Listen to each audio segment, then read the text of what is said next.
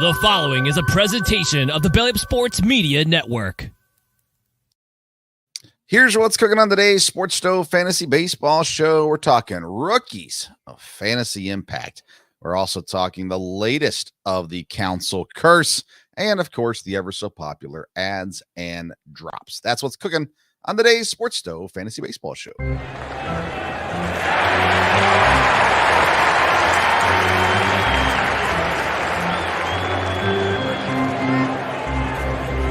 Play ball! Welcome into an all-new edition of the Sports Stove Fantasy Baseball Show presented by BellyUpFantasySports.com, Righteous Felon Jerky, and SeatGeek. After a week of internet issues, we are back and better than ever. It's now time to bring in our setup man. He comes in the eighth inning and make sure we hold on to the lead that we came into. It's the one and only senior writer from BellyUpFantasySports.com, Kevin Wilson. Hey, Kev, how you doing, man?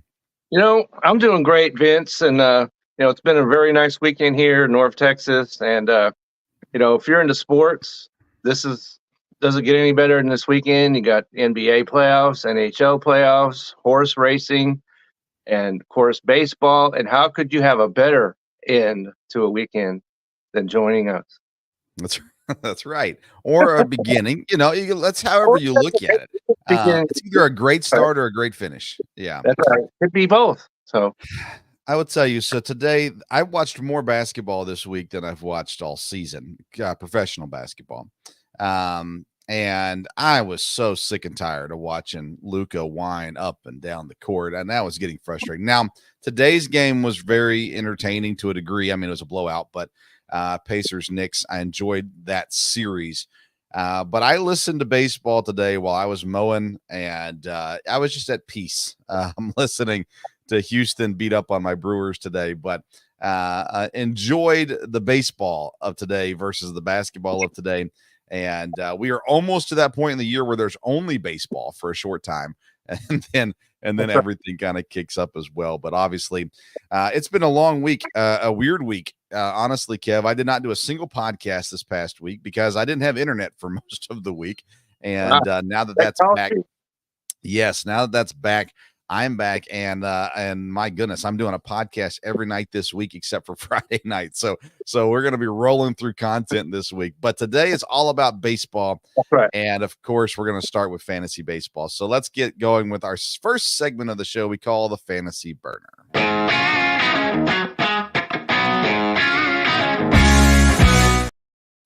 Our Fantasy Burner segment is presented by SeatGeek. You getting ready to go to a game this summer? Well, you're going to need tickets. Where are you going to get those tickets at other than SeatGeek.com? And if you use the code BellyUpSports, you're going to get $20 off your purchase. You can't ask for a whole lot more than that. So go to SeatGeek.com, use the code BellyUpSports, get that discount. And by the way, it kind of helps us out a little bit as well. So we appreciate doing just that. All right, Kev, for our Fantasy Burner today, we want to talk about rookies, and there is a fair amount of rookies having an impact, and it seems like most notably having an impact on the pitching mound so far this season.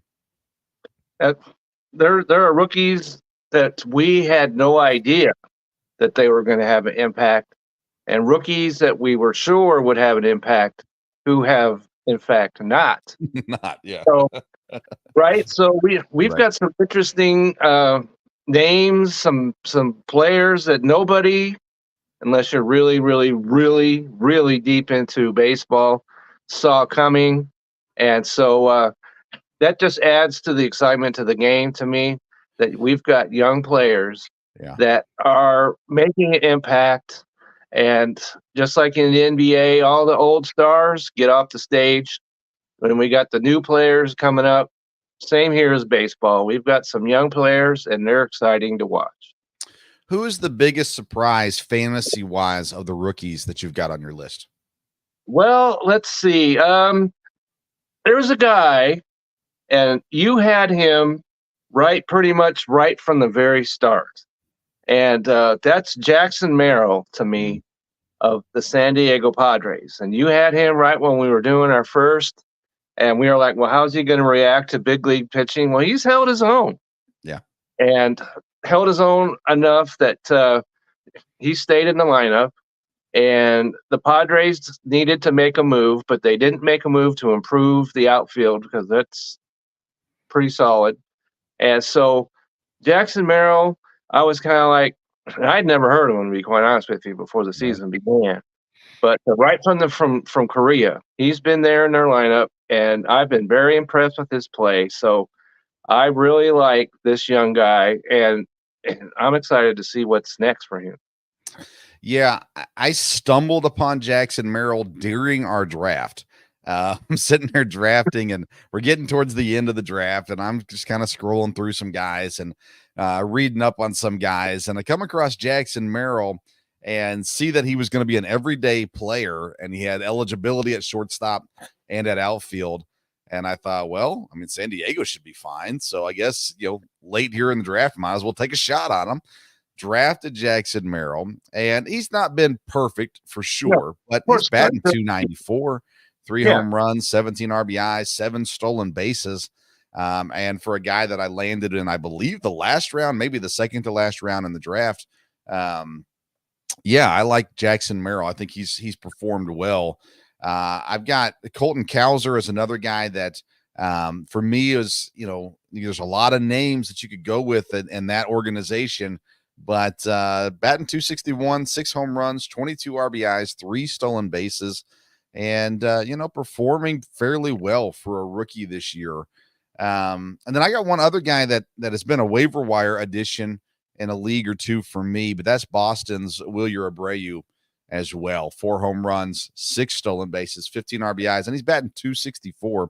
Sometimes these rookies come in and they're batting low 200s, and it's kind of like it's right. Give or take on any day. But these guys have been fairly consistent and really fairly impressive when you look at the other names that we were anticipating being good this year. Right. That exactly. Aren't, That's right. So, Baltimore, we could speak about Baltimore because they've got an excellent team, of course, but their rookies are not anywhere near what we thought they would be. And, we could talk about Mr. Jackson. We've talked about him. I think we've talked about him enough. Yeah. And he was, he's been down for a while now, and I don't think we're going to see him anytime soon. And then they called up, I can't even begin to pronounce his name, but you're right. They made another call up. Yeah. They just continue to bring these guys up. And they keep calling some guys up to replace the player that I'm going to talk about in our drop section. Okay. So Baltimore is not the place to look for rookies this year on your fantasy roster. Jackson Chourio has started out. He started out really well, and he's slowed down a little bit. He's down to 25% rostered, but I don't think I'd be so quick to cast him aside. Depends on the size of your league, I suppose, but he's got some potential there still. I did drop him in one league, but I've kept him in the other leagues that I've had him in, because honestly, it is he shows flashes. There are days or even series where he looks the part. And then there's another series or game that it just doesn't go away. Doesn't play every day. They got a rotation of guys out there. And so he's sitting once every 4 games or so as well. And of course I'm a Brewers fan, so I like having him on my team. And I do think he's serviceable. I'm surprised he's down to 25%. That surprises me a little bit because 25% last and check, but that's way down from what it was earlier in so people are showing that they are losing faith in him. Yeah, but and if you're in one of our leagues, it's 10 man. I could see perhaps, but if you're in a larger league, you're not going to want it because there's nobody worth drafting to bring him, to replace him anyway. Agreed. So ride with him. Now, pitching on the other hand, though, I mean, the rookies have shown up this year in pitching. And so I want to run through some of these guys. I want to start with Mason Miller because he's a reliever. and there's probably not a whole lot of relievers on our list, but Mason Miller's on my list. 18.1 innings pitched, 0.98 ERA, 38 strikeouts to 5 walks, 8 saves, and he's pitched in 4 games where he's pitched at least 2 innings. And he's the closer in Oakland. Now, first of all, getting a save in Oakland is a miracle. But he's got 8 of them so far this year. And again, I think you can say about Oakland as a whole, they all came out of nowhere, fantasy relevance wise. And Mason Miller have been really impressive so far this year. He certainly has. And I know Nathan, our good friend Nathan, is very excited that we're talking about him right here. And but the only negative that, as you mentioned, he pitches for Oakland. Right. But he comes in and pitches 2 innings. Maybe that makes up a little bit for that. Yeah. And you just have to hope that they don't burn him out. And so that's a concern for me, for him. But if you need relief pitching, where else could you turn to with all these guys like Eric Bednar who are blowing saves about every other 3 days? And I know because he's on my fantasy team still. I don't know what I'm thinking about there, but yeah. So he's certainly a guy who you wouldn't expect be a rookie. He comes in, he does not look like a rookie, and so too bad he pitches for Oakland. Nathan could fill us in a little bit more because nobody ever sees this guy pitch. But if you look at his stats, they speak for themselves. Yeah. All right, let's talk about the Pittsburgh guys. 2 of them this season that have been really good so far. Jared Jones has been around for most of the season, and Paul Skeens, of course, the most well-known call-up, and it's probably because of who he's dating, but still, he's a great pitcher as well, and that goes a long way. On this show, that's all we care about, his pitching stats. Yeah, so the girlfriends stay off the stage, and we'll talk about the pitchers. All right, so let's talk about Paul Skeens. 2 games he's pitched so far. He went 4 innings in the first game, 6 in the second. He's 1-0, 2.70 ERA, 18 strikeouts, 3 walks on the year. Is Paul Skeens what we thought he was going to be? I think so, and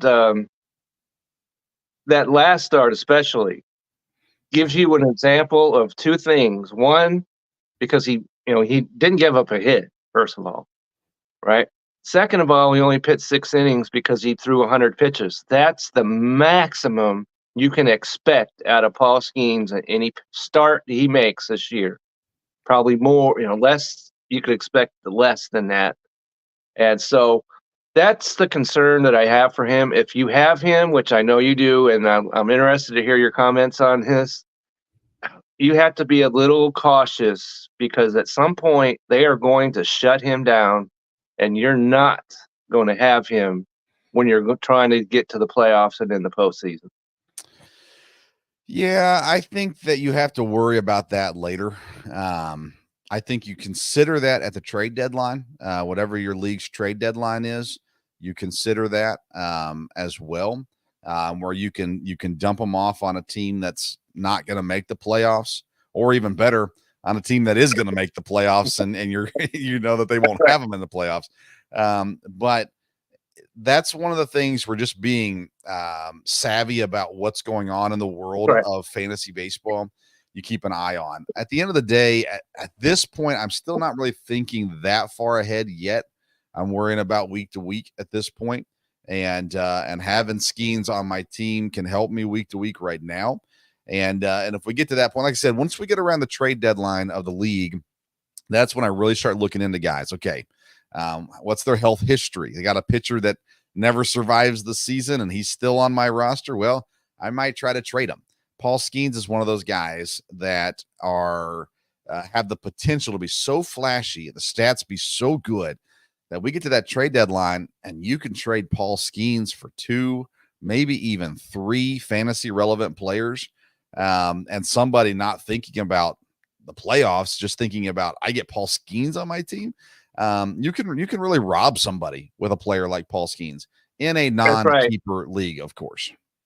Right. And that's the other thing. If you don't have him, I advise caution as well, because for the same reason. And you could give somebody the world for him, and then the next week, well, he's reached his innings limit, and so he's shut down for the season. Yeah. And so that's one of the one thing that Pittsburgh has to do the rest of the way out is sell tickets.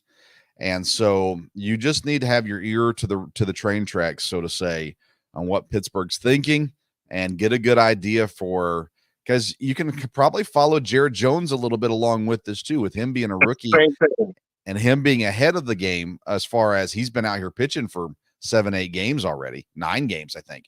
So you can kind of watch and get an idea probably for what they're thinking with Jared Jones, and that can give you a tip on what they're probably thinking with Paul Skeens a little bit as well.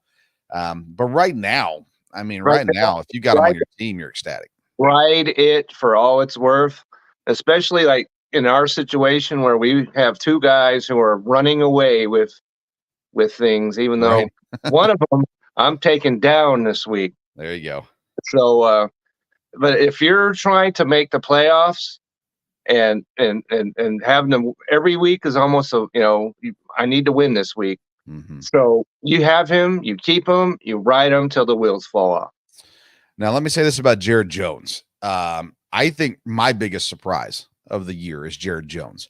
He is 3-4, and you go, "Oh, that's not good." No, actually, it's really good. He's 2.89 ERA, 63 strikeouts, only 7 walks. He's gone 6+ innings in 6 of his 9 starts. And the 3 games that he didn't go 6 innings, he went 5 innings, 5 innings, and 5.2 innings. Jared Jones has been incredible this year, and it's just a shame that Pittsburgh's not good enough to make his record better than 3-4. Right, and so that's where you got to look past that, and where some additional stats come into play with him. And there's some other pitchers we could talk about this exact scenario about, but even maybe more than Paul Skeens, because as you mentioned, all these innings are going to catch up with him. And so perhaps if I have him on my roster, which I don't, but if I did, and someone came in with an offer that kind of blew my skirt up a little bit, I might look at that, because he might go into the can before Paul Skeens goes. So that's something just to think about. For sure. All right, let's talk about the Shota and Yoshinobu guys, because first of all, Yamamoto came in as the hype. Everyone was hyping Yamamoto. He's the next Shohei. He's going to be phenomenal. Of course, his first start was horrendous, but he's 4-1 now on the year, 3.21 ERA, 53 strikeouts, the 10 walks. He's come around. He's obviously not the best of the rookies, but he's up there, and he's really showed up. You're a Dodgers fan. You got to be pleased with what you're seeing. And the thing about, yes, I'm very pleased with him. And the thing about him, though, I'm not so concerned about any innings limit with him, because he's pitched professionally. Granted, it was Japan, but it's still professionally. And so his arm is a little more stretched out. So the Dodgers are not going to have the same approach with him as Pittsburgh is. And he's pitching in games that matter at the end of the year versus the Pirates, who are not pitching in games that matter. Right. And so, when we look at this, since Korea, he's given up 12 runs in 46 and 2/3 innings. So he has been dominant, and he's won his last 4 decisions. So got to be very pleased with him. I am pleased with him. And so the Dodgers so far have not thrown money out, the back of the plane. And so for him and Shohei both, it's working out for both of them. But especially in some of their other rookies, not so much. But for him, it is working out extraordinarily well. Shota for the Cubs, 5-0, 0.84 ERA, 58 strikeouts, 9 walks. He's the one shining light in Chicago right now. Impressive what he's doing. Yeah, how could you not be? Because Monday he pitched against the Braves in Atlanta. 6 innings, 0 runs. That's all the more you pretty much need to hear about him. And of course, he pitched yesterday as well, and another 6 innings, I believe it was, no runs.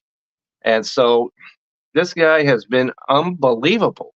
Yeah. And so when it comes to rookie pitchers, he's the most impressive of them all to me. And maybe he's because he's a rookie, he sidestepped the curse. But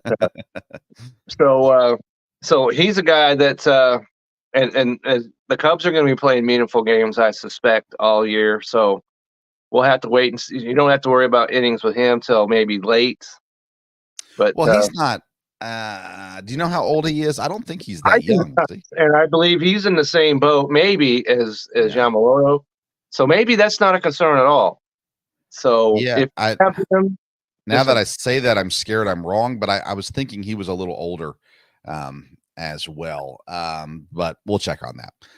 Give me one more rookie you think is worth talking about right now. Okay, one more rookie, and this is one of your guys, and I think he's got maybe the greatest name of all time, and that's Robert Gasser. Yeah, there we go. Got a name, Gasser. Maybe not so much you want as a pitcher.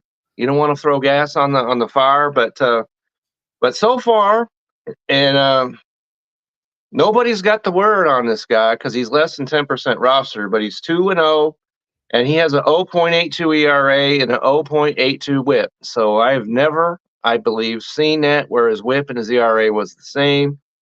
And Tuesday, this is very important. He's got the Miami Marlins.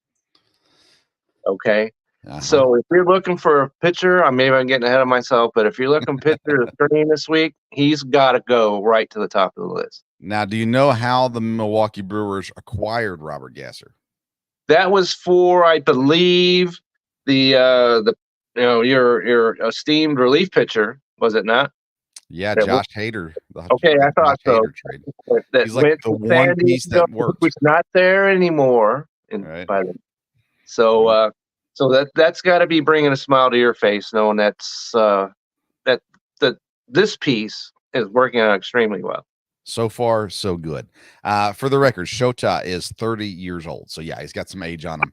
So he's got some age. So cancel any concern on him and just keep rolling him out there, which you don't need me to tell you to do. But there's no concern about him going forward. My last rookie I want to talk about is New York Yankees Luis Gil. 5-1 on the year, 2.39 ERA, 62 strikeouts. And really, it's his last 4 games that he's just been really, really good. He seems to have found consistency. And I know my dad picked him up in one league, maybe our league. Dad mentioned him this weekend, but he is a guy that caught my eye early last week. And then just to see what he's continued to do is you sit here and go, my goodness, like this is the Yankees have struck gold. It looks like here with Gil, and he's looking really solid. Not that we want the Yankees to succeed, but they got some pitching that's shown up for him this year. That's for sure. And so I'm waiting to see if here comes, let's see who in fact does have him. I know. And this is a guy that you could have had off the waiver wire. So, oh yeah, definitely. You're going on right here, Luis Gil, and Nathan has him. Okay, Nathan, and it's his percent rostered is now 55.5%. It's gone up 32%. Should be higher than that, yeah. So 55.5, that should be more like around 85.5. Agreed. So agreed. If he's available, you need to make that adjustment immediately. And let's see, Thursday he pitches. He had 31 fantasy points, all right, against the White Sox. Well, okay, but this is what he's done his last 4 starts: 27 fantasy points, 23, 22, 31. Yep. Okay, so what more could you possibly ask for out of a guy that you could have gotten off the waiver wire? Nothing. And you still can in many leagues. This is wild. Still can, so yeah, that 55.5 needs to go, like I said, to 85.5. So if he's available, act today.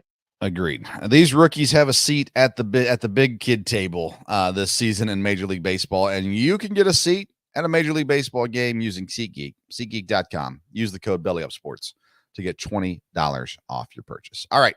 That's the Fantasy Burner. Let's head into segment number 2, the call to the pin.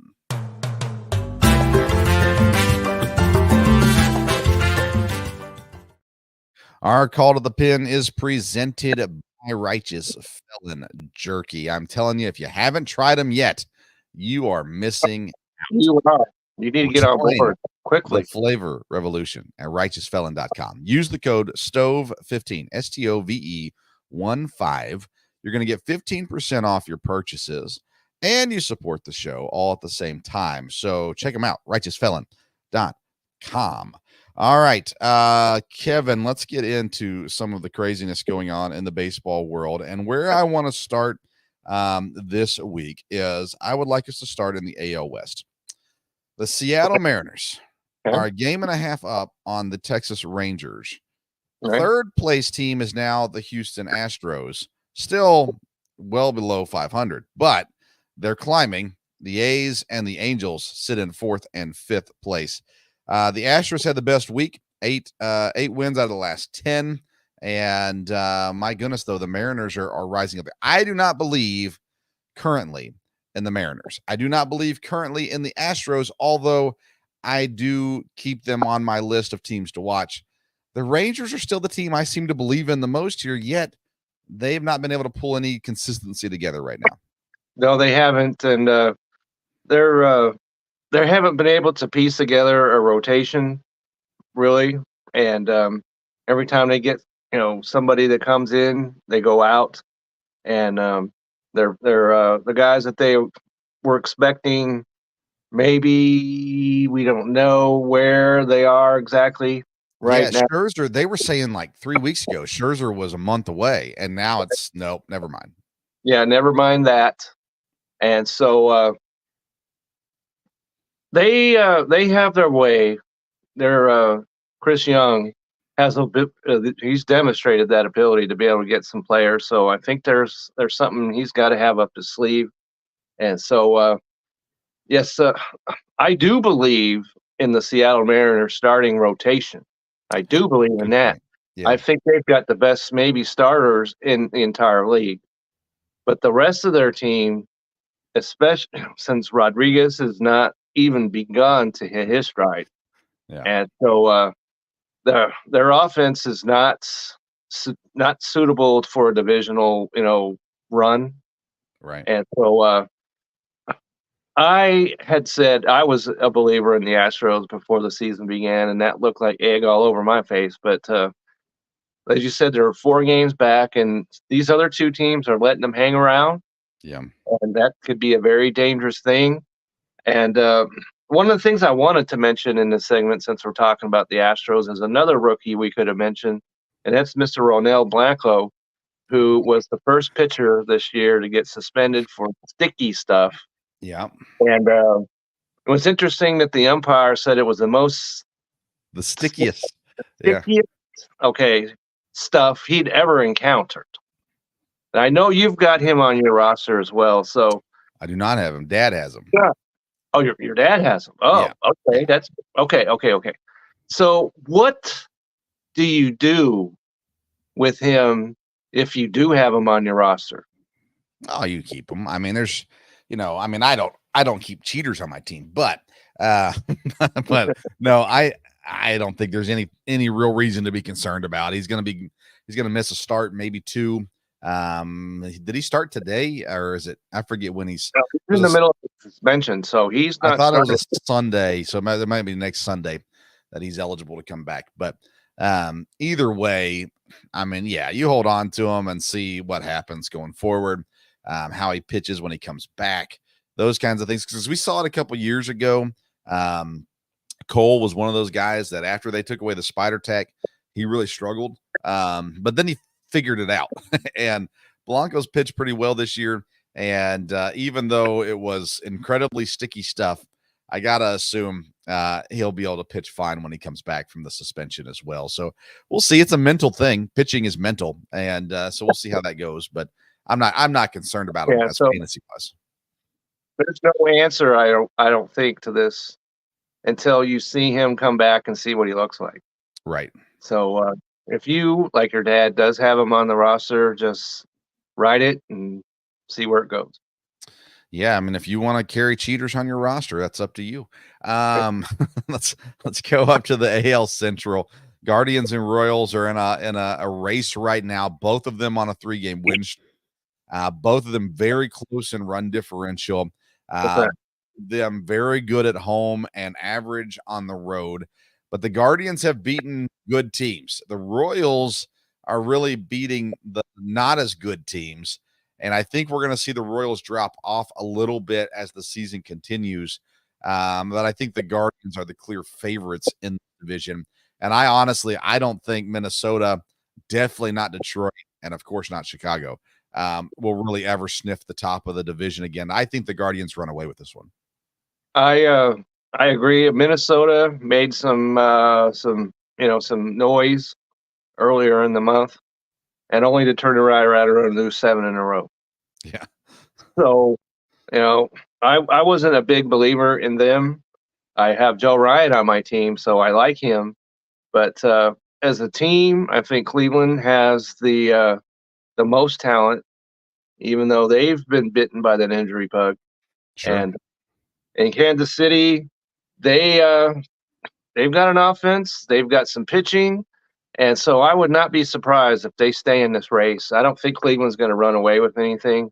So just keep your eyes on the Royals, and they can't play Oakland like they just got done doing, but I like what I've seen out of them. And there's a pitcher I'm going to be talking about in their ad segment that he, pitches for the Royals. So you got to like what you've seen out of them so far. I like Detroit maybe, but the pads are way off the the brakes. There's no pads on the brakes anymore, so that's not going to stop. Their descent is unstoppable at this point. Yeah, so Kansas City is 8-13 against teams greater than 500. The Guardians are 13-7, so the exact opposite. I just think the Royals are better than we thought they would be, but not better than the Guardians at this point. And I think the Guardians can walk away with the division. In the AL East, the Orioles are trying to hold on. They're doing a decent job, but man, these Yankees, especially when the pitching showed up, it's just going to be hard to stop the Yankees. Yeah, it's going to be hard. They start getting pitchers from guys like Clark Schmidt and guys like that, and then they've got their offense. The top 4 of their batting order is just absolutely going bonkers for them, and so you're getting everything you could possibly want out of them. And the Orioles aren't going away though. Right. No thanks to the rookies, but they're not going away. Grayson Rodriguez is looking good, and so he's back from injury. Yeah, he's back from injury, and they've got possibly the best position players, at least in their infield anyway, and so they're going to be right there, and expect them to be in the playoffs. Both of them, Yankees and Orioles, both are in the playoffs. Yeah, I just think the Yankees pitching, that's what we were waiting on. And when they showed up, it's just they're the better team at the end of the day. NL West, Dodgers, they're the 4th best team in the league right now.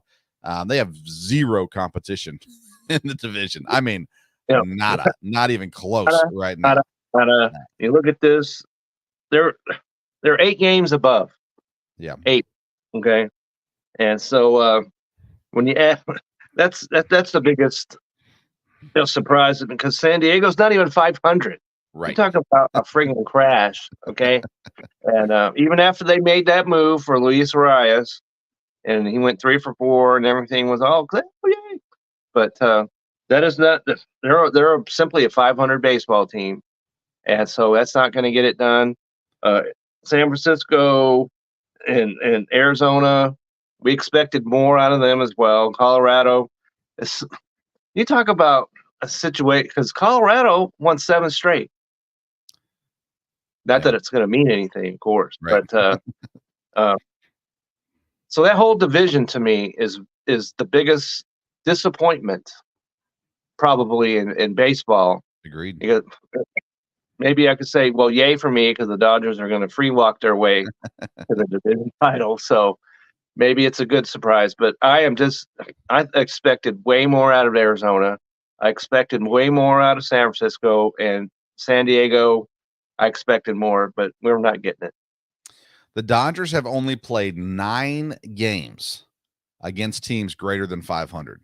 And the way it's set up with their division, they're not going to play a whole lot more. No. But they haven't had to play a lot of great teams just yet either. And I'm interested to see, I think they'll hold up, but I'm interested to see how they play against some of those better teams in the league. Some of those better teams, but for example, would be the Philadelphia Phillies. They're the best team in Major League Baseball at the moment.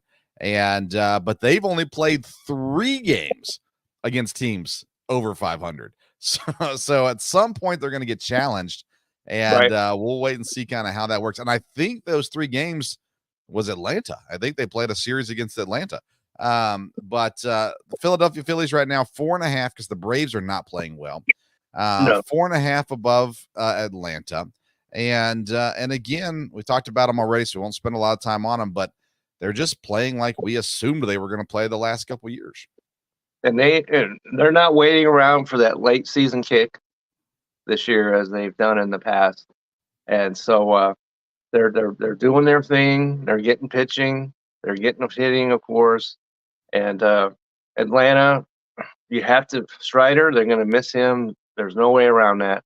Right. And but even so, they'll make the playoffs. And so Philadelphia, as you said, they're only Philadelphia and Atlanta have a winning record in that division. Mm-hmm. So they're not going to be playing a whole lot of winning teams either. Right. So maybe that works against them. We'll see when they get to the playoffs. We'll see. In the NL Central, it's a 2-horse race between Milwaukee and Chicago. But we must add, there is a new last place team in the division, the Cincinnati Reds. Cincinnati Reds. So if I can go back, okay, go ahead and do that now. If I can go back in time and make it any softer than I did at the beginning of the year, and let those poor Reds fans know you are going to be disappointed. Now, I thought they were going to be better than this. I will admit that. But to see them in last place just makes me chuckle a little bit and think to myself, my goodness, how bad it must be to be a Reds fan. But the Cincinnati Reds in last place, below the lowly Cardinals, below the Pirates, who started off the season great and then kind of free fell a little bit. This is a 2-horse race, though. Chicago and Milwaukee. Milwaukee currently 2 games up on Chicago, but this is what we're going to see all season. I think Milwaukee and Chicago fighting it out. I agree with that, and the most hilarious thing I think I've seen this week is that Ellie De La Cruz was compared to Ricky Henderson. I don't know if you saw that. I did not see this. No. Did not? Okay. And all my reaction was, stop it. Okay. There's no comparison because he has, all these stolen bases. Right. But he's not going to steal 180 or whatever the rule, stop it. And he's going to get to, he probably not get to 60. And so he never will be. Okay, Ricky Henderson. And so just stop it. You're hurting your reputation by even making that claim, first of all. And Cincinnati is on the free fall, so there's no reason for him to be running. So just stop it, please. Yeah. Talking about the Cubs, it's the perfect time to bring in our favorite segment of the show these days. It's our Counsell Curse Tracker.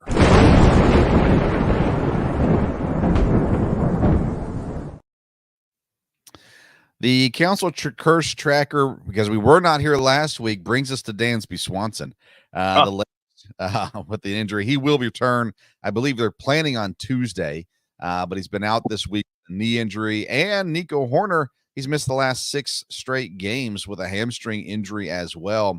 And it just feels like it'd be better for everyone if Craig Counsell just retired and called it quits. Continues to bring down these poor Cubs players. This has been an invigorating season for me on this show, to be able to have warned people you just can't have Cubs on your roster because Craig Counsell upset the baseball gods, and they are just raining down wrath on the Cubs organization this year. So there you go. There's my Counsell tracker. Unfortunately for me, not in this league, but one of the other leagues that I'm in, I went ahead and I did take Nico Horner, and so that has been a bumpy ride. That's the best thing I could say about him. And they refuse to put him on the IL, which does not Right. help. Right? He's missed like 6 straight games now. Yep. Yep. And so if they put him on the IL, he'd have maybe miss 4 more days, and then they could put him back on it. But they refuse to do that, and so it's not good. That's all you can say. So No bueno. no bueno. But you know what is good though, Kevin? Righteous Felon jerky. So it's time for people to go order some. RighteousFelon.com and use the code STOVE15, STOVE15. You're gonna get 15% off your purchase. And you can chew on it while you watch the Cubs get struck down from the baseball gods, or while you watch the fantasy baseball show, or all kinds of other things as well. But our second segment is the Call to the Pen, presented by Righteous Felon. Make sure you check them out and get your new favorite flavor today. All right, let's get into our final segment. Kevin, it's our fantasy focus.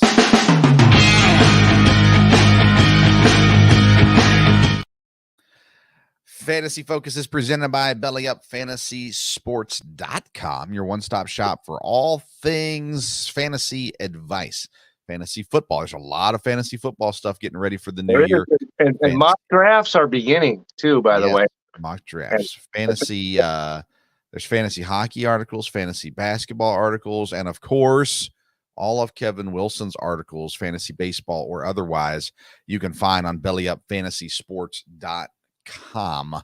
And of course, shout out, we don't do this a lot, shout out to the Belly Up Sports Network, Belly Up Media, the guys over there. We're part of those guys, but Mike and Blaine and the leadership and everyone over at Belly Up, there's lots of good stuff coming up from Belly Up right now, specifically over on the Belly Up Fantasy site, of course, though, as well. Kevin, before we do our ads and drops, I want to give a team. If you're looking to make acquisitions this week and you're looking for a team that might have a schedule worth looking at, it's going to be, for me, the slumping Oakland/Sacramento/Las Vegas Athletics. They play Colorado to start the week at home, and then they play Houston, which they're a little bit on the rise, and then they got Tampa Bay to start next week. And so even though the record was not pretty for the A's this week, their fantasy relevance was actually pretty high in Oakland these last couple of weeks too. So I think the A's are a team to go look at if you're going on the waiver wire to see who's around, especially for the beginning of this week and the beginning of next week. It's always a solid thing to do. All right, let's get into our ads this week. I'll let you start off. Who you got that we need to pick up this week?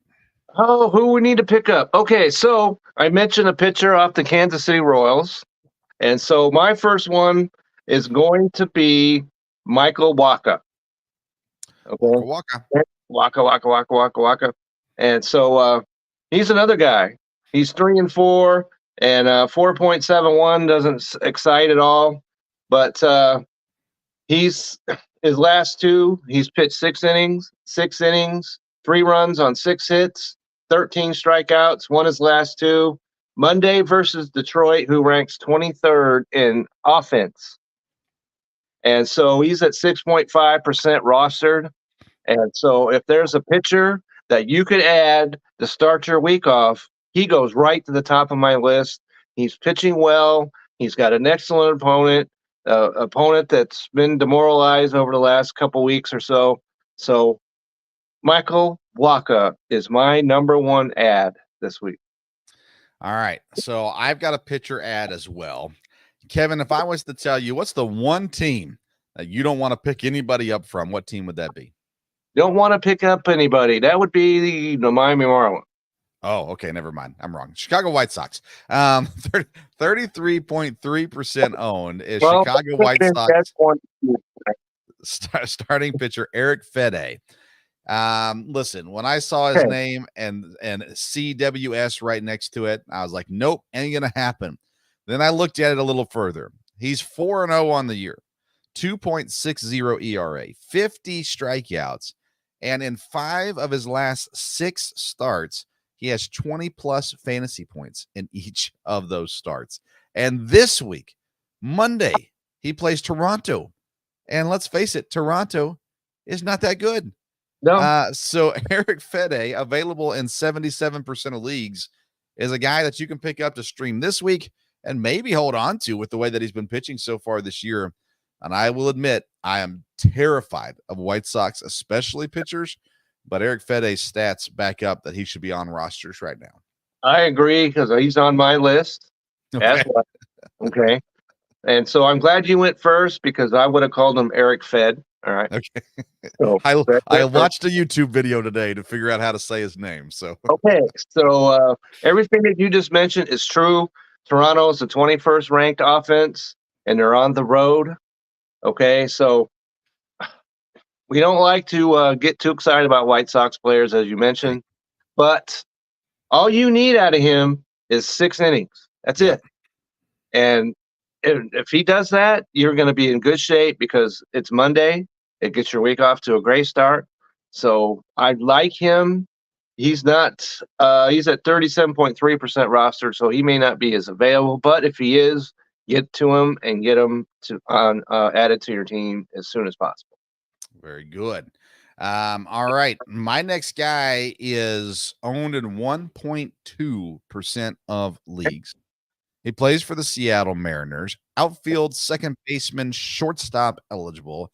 His name has been brought up on this show before, but Dylan Moore. Dylan Moore has had a great series against Baltimore this week. And he's been good the last couple series, but I mean, really good against Baltimore. And with that kind of positional flexibility that he can provide for you, you've got some guys that are injured and you're trying to fill some spots to be able to move them around from outfield to second base to shortstop. That's a pretty big get. So Dylan Moore is a guy to keep an eye on right now. And I think a pretty solid pickup for this week too. I agree with that. And so a guy that I have, we already talked about him, and that's Robert Gasser. Well, I'm not going to go too deeply into that because we already discussed him, except to say he faces Miami, the 26th ranked offense, on Tuesday. So that gets you off to a great start. And this guy right here, there's certain guys that you just can't believe their names are going to come forth from your lip. However, I just can't throw any shade on him, and that's Giancarlo Stanton of the New York Yankees. Okay. He's a guy probably a month ago or so, I was like, man, set this guy loose. What are you doing? But here's what he's done. Okay. He has 81 fantasy points, of which 25 have come this week alone. Okay. He has 4 straight 2-hit games. He's hit 3 homers and 6 RBIs this week. And him and Judge and Soto and the shortstop. I can't think of his name, but he's in one of my fantasy team. But those 4 guys in that lineup are absolutely incredible. They're hitting home runs, and so this is one of those ads where you jump on it, you write it for all it's worth, and as soon as it turns fool's gold, you set them loose. Yeah. But for the time being, I added him to my team, so it's not something I'm just espousing just to talk. I actually put him on my fantasy team, and he gave me 10 fantasy points yesterday. Nice.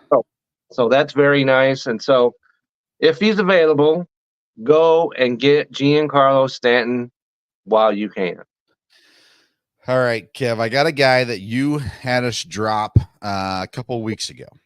Okay. And if I remember correctly, I didn't go back and listen to the episode, but I believe it was a couple of weeks ago you had us drop this guy. And at the time, it was a very wise drop, by the way. He's owned in 17.2% of leagues. He plays for the St. Louis Cardinals. Outfielder Lars Nootbaar. Okay. I'm with you. Against Los Angeles and Boston, he put up 25 fantasy points in those 2 series. He had a great series against Boston, 2 home runs, 5 RBIs. He had an 11-point night, a 5-point night as well. And he's starting to find his groove a little bit too. And I think Nootbaar is good to bring back onto the roster. Okay, so I've got him, unbelievably enough, on my list as well. Okay. And since you spoke about him, I'm going to, and this is another unbelievable thing. We're talking about 2 St. Louis Cardinals. Uh-huh. Okay. And the other one is Brendan Donovan. And he's a second baseman, outfielder. He's also at 17.2% rostered. He has 100 fantasy points. He has a 7-game hitting streak and 3 straight 2-hit games. Okay. And so that second base outfield is one of those that I look for. I like that combination. It gives you a whole lot of flexibility. And so I like that a lot. So, and I thought for sure that Lars was going to go belly up big time. And so, but I've got him on my list as well. So good for him. Maybe he watched the show and said, man, I can't have Kevin talk about me like this. So let me turn it around. So if you want to throw ahead and, no need to applaud, just throw money. Okay. And so, so 2 St. Louis Cardinals appear on my list, unbelievably enough. Then there's a question that just got brought up from our buddy Nate, asking about Matos, Luis Matos from San Francisco. He was a top prospect, and he came up now in San Francisco. His big week, he had a massive series against Colorado. So my only thing that I would say is Colorado is not where we judge fantasy players. We use them when they're in Colorado, playing Colorado, but let's give it, I would say, generally a little bit more time. Although again, Matos does have the pedigree, and he had the hype at one point, and with injuries going on, Jung-Hoo Lee out for the season. So Matos might be actually a pretty good addition this week, and a good ad as well. So thanks for posing that question. Yep. Nathan, he's at 7.7% rostered, and he had 2 3-hit games in a row, and then before that he had a 2-hit game, and so he went 0-4 today, but before that he had more hits in 5 straight, hitting 385. That's not going to maintain that, of course, especially playing in San Francisco. Yeah. Okay, but if you want to ride that for as long as you can, go ahead and do that. He's only outfield qualified, so I'd like to see a little bit more flexibility. But if you need an outfielder, go ahead and do it. Go ahead and do it. All right. I got one more guy, Kevin. Do you have anybody else to add? I do not. All right. So my last guy has been on my roster now for 3 weeks. Okay. He's owned in 17.9% of leagues. Okay. He is yet to see a Major League Baseball field. Okay. It's Tampa Bay third base shortstop Junior Caminero. And I'm telling you, he is this close to getting called up. And this week in the minors, they played him for the first time at second base. Right. So this is a guy that is going to get called up. And when he gets called up, he very well might be the best player on the Tampa Bay Rays. That's not saying a whole lot, but that being said, they are. Yes. That being said, third base shortstop eligible. This kid he's gonna be good. I'm telling you, he's gonna be good. Now's the time to go get him, because the moment he gets called up, you're gonna have someone in your league will go grab him. If you can afford having a guy on your roster that's not going to play for you today, put him on your roster, and then when he gets called up, you can say, I knew it, and there you go. He's on your team now. I think Junior Caminero is going to be the midseason pickup that's going to shine the brightest once we get to the end of the year. And if you want to know more about him, because I wrote an article a couple weeks ago at your request, Fantasy Baseball Prospect Watch, of which his name was on that article. So if you want to get over there after the show, please do, and you can read up more on him.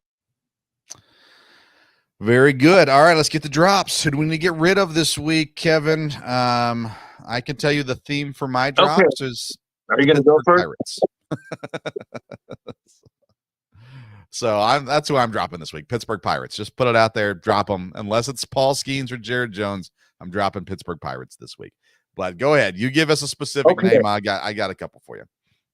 Give a specific name, and he's at 61.8% rostered, and that is Reed Detmers of the Los Angeles Angels. Okay, so 3-4, 5.19 ERA. He's given up 26 runs in his last 5 starts. He's pitched in only 5 innings in 3 of his last 4. Monday, he has Houston, who has the number 1 offense. They've got issues in Houston, but their offense is not one of them. So that is a bad mixture all the way around, and he is coming apart. The Angels, as we knew they would, are coming apart. And so at 61% rostered, you are not getting what you need out of Reed Detmers, and you're not going to get it tomorrow. So just do yourself a favor and cut him loose. Agreed. I'm going a pitcher as well, Martin Perez. We talked about him several weeks ago when he was looking good. He's not looking good anymore. 5 of his last 6 starts were really not great.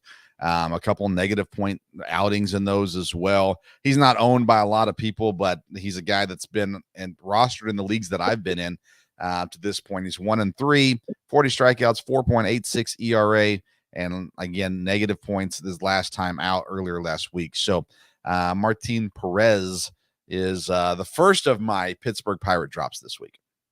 Okay, so my second guy is coming at you because it's a service, one of those I'm doing you a service, because if you look at his stats, I'm talking about Jose Butto of the New York Mets. Okay, he has a 3.08 ERA and a 1.13 WHIP. So you're like, wow, this guy's pitching well. Well, he's doing it in the minor leagues now because they opted him down to AAA, and so he's walked 17 in his last 5, which I'm sure was what contributed most to that demotion. But he's no longer on the major league roster, and there is zero reason why you need to have him on your fantasy team, because who knows when we'll see this guy again. And so don't do that to yourself. Let him go. Just cut the ties and do it. All right. I'm letting go of Connor Joe this week. Pittsburgh outfielder, first baseman. Want to believe in him actually, so badly. Okay. I actually traded. I had Connor Joe, not in our league, in a different league, and I traded him for Framber Valdez straight up. And I was pretty excited about this. You definitely, you took somebody to the cleaners on that deal. They brought me the trade offer. So for what it's worth, I would slam that so hard I probably would have gave myself a concussion. But Connor Joe, he has had a good run in the season.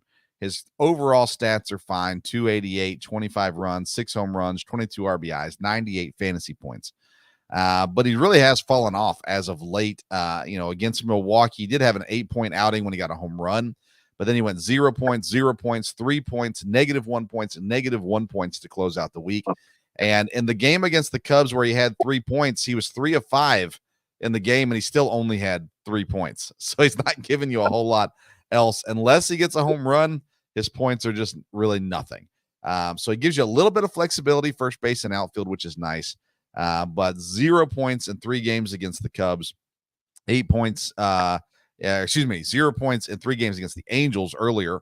Then he had a good series against the Cubs, 15 points in 3 games. Milwaukee had 8 points in 3 games. And then the Cubs, he had 1 point over a 4-game stretch. And I think it's time to let Connor Joe go and find someone else to fill that void. That would be an excellent idea. And I've got a guy who is not somebody you want to be filling. Okay. Connor Joe, and that's Cedric Mullins of the Baltimore Orioles. Okay. I had him in 2 leagues.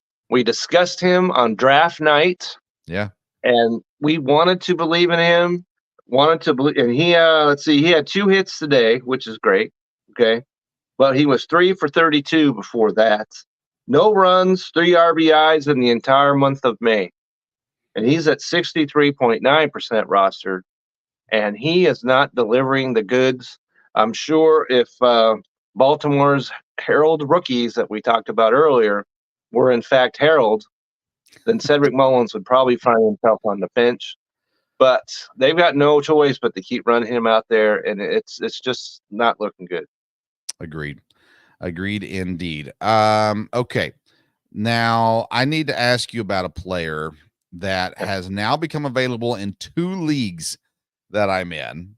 I picked him up in 1 league, and I have claimed him in our league. So whether or not I get him is highly unlikely. But I want to get your thoughts on him. Ha-Sung Kim, at 90% owned. And I've now picked him up in one league off the waiver wire and claimed him in another league. Are you ready to give up on Ha-Sung Kim if he's on your roster? Because he has an injury, correct? He doesn't. It's not listed as out. Okay, because there was something about him that I read, and so let me. He hurt his wrist. He did hurt his wrist, but and was removed from Sunday's game. But that was 6 days ago. So, so he's played several times since then. Okay, because I saw that he was dropped. I did see that, and so you got a claim in on him. He's, as you mentioned, 90.4%. You're right. He is playing. He has 3 hits in his last 4 games. So, no, I would not be ready to jettison Ha-Sung Kim just yet, even though he's only hitting 205. But he does have 8 steals. He stole a base today and scored a run. So, I'm telling you, I'm not dropping guys that are 90% owned. Like, I'm just not doing it. no, I will. I might try to trade them, but I am not dropping guys that are 90% owned. They're 90% owned for a reason. That's right. That's our buddy Nathan doing that. Yeah, and unless you're in the playoffs and you're trying to win that matchup, and at that point you can let go of anybody that's not performing. But right now where you are, no, man, you're not giving up. You're not giving up on these guys. No, you're not giving up on him because he's got so much eligibility. First of all, second of all, he's got speed. He's got a little power, and so they made that trade. Initially, I was like, "Well, is he going to be out of the lineup?" No, he's not. So, I'm not ready to make a move on him or any Padre really, if we want to get down to it. But if he wants to go into the ditch for the Padres, that's fine with me. But fantasy wise, I would not be looking to get him off my roster. Okay, I agree. All right, listen, we're actually past time. So tell us about what you got going on this week, Kevin.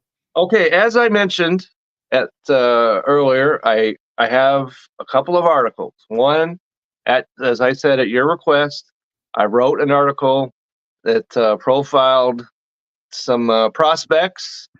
Obviously, some are already in the major leagues, Paul Skeens being one of them. And so last week, I wrote an article about Paul Skeens specifically, outlining some of the things that we discussed earlier at the top of the show. And so that's out there. And I will be dropping an article here started this week when I look at my favorite rookie wide receiver coming into this draft, this season. What's the best value? I have an answer for that.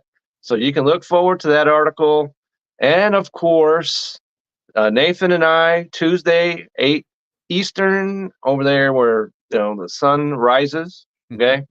7 Central where I am, picking out our episode. We're doing good over there. We'll be talking about the NBA. We'll be talking about the NFL and the schedule that just got released. Who are some of our favorite games? And of course, we'll talk about some baseball. We'll talk about where we would rank some rookie tight ends, not named Bowers, by the way. Okay. And so all of that happens on Tuesday. So there's a lot to look forward to on the Belly Up Fantasy website. So check that out. Very good. Like I said, I've got a loaded content week this week. So, of course, tonight's show, it will be on the audio version and available for you here later tonight. Then Monday night, 8 p.m., I have the season finale of the Sports Stove Local Hour. Myself and Ryan will talk EKU football. We've got EKU volleyball coach Jana Bazzani coming on to talk about the upcoming volleyball season next year. A.W. Hamilton, the EKU men's basketball coach, is coming on. They have completely revamped their roster. And EKU baseball head coach. That's 3 guests. Walt Jones will join us as well as they start the ASUN postseason play tomorrow, and so he'll jump on Tuesday, excuse me. So he'll jump on tomorrow and talk about that. Then I'll be jumping on talking NASCAR on 2 shows next week. I'll be on the Stage Break podcast later in the week with Josh King, and then I will be hosting the Belly Up NASCAR Midseason Super Show on Thursday night on Belly Up YouTube's at 9 p.m. and got 2 great guys joining me there, Chris Prince and Caleb McChesney, joining me for that show. Then Wednesday night, 8 o'clock, my dad and I, we're talking baseball, we're talking football, we're talking basketball, we're talking hockey, all these good things. We're talking everything on Wednesday night. So you can join us there to chat as well. All right. He's Kevin Wilson. Find him on Twitter or X or whatever you call it at Kevin62 WILSEA. You can find me on Twitter and Instagram at Sports Stove. You can find the best beef jerky around at righteousfelon.com, Stove15 as your promo code at checkout. You can find the best seat in the house at SeatGeek.com, code BellyUpSports to save you $20. And you can find the best fantasy advice around on BellyUpFantasySports.com. Thank you for tuning into this edition of the Sports Stove Fantasy Baseball. We always appreciate everyone that watches it. Very much so, and we apologize we couldn't be on last week, but you'll get over it. All right, friends, until next time, we'll see you around the Sports Stove. That's right. Everybody have a great week.